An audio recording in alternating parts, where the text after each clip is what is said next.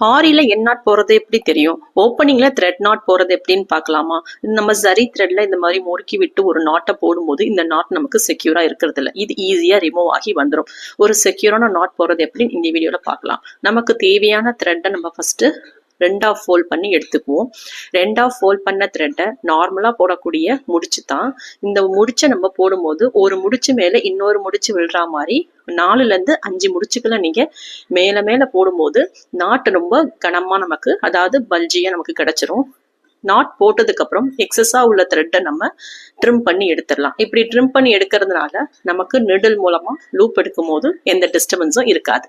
Not போட்டாச்சு. ஃப்ரேம்ல இருந்து ஃபர்ஸ்ட் லூப் எடுக்கும் போது இந்த த்ரெட்டை எப்படி ஹோல்ட் பண்றதுன்னு பார்க்கலாம். நம்மளுடைய கட்டை விரல் மற்றும் நடுவிரல் மூலமா இந்த நாட்டை நம்ம பிடிச்சுக்கிறோம்.